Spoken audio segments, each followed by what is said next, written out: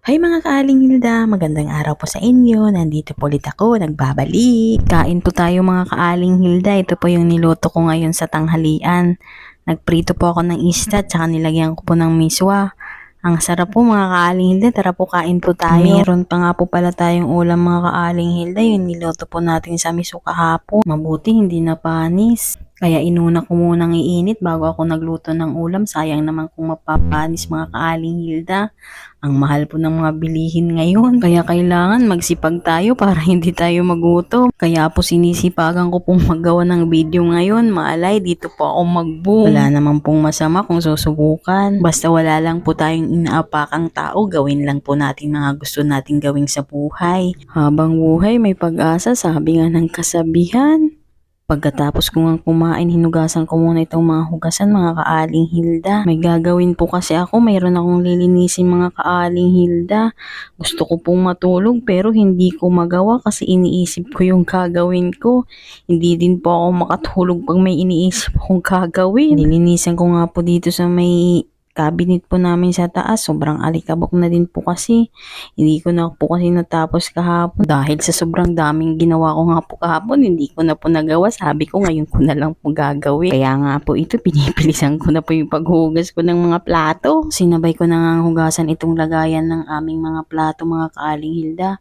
Lulubos-lubusin ko na. Total, sinisipag naman po ako ngayon. Kaysa wala naman akong ginagawa kung ano-ano lang tuloy ang naiisip kong pagkain. Na andyan yung lechon, yung pata, yung ice cream. Ay, sana po talaga mga kaaling Hilda nasa harap ko lahat ng mga iniisip ko na yan.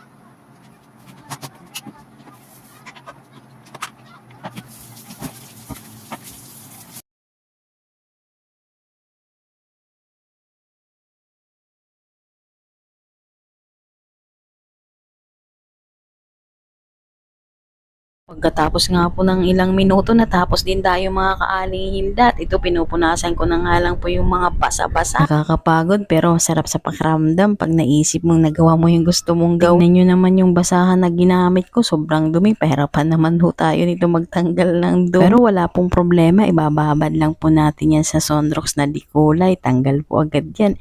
Expert po ako sa ganyan mga kaaling Hilda. At ito na nga pong susunod kong gagawin mga kaaling Hilda. Babalnawan ko po yung sinabon ko po kanina. Balnaw na lang ho yan. Nasabon ko na po. At yan nga po yung mga nilabang ko kahapon. Hindi pa tuyo. Ang hirap magpatuyo ngayon. Nag-aambon-ambon. Ililipat ko na lang mamaya sa loob. Pag nagsampay ako ng mga puti, meron naman ho kami dun lagayan ng mga nakatulo na. At ito nga po, nagsasampay na tayo. Hindi ko na po pinakita ang pagbabal, no? Para mabilis po tayo matapos.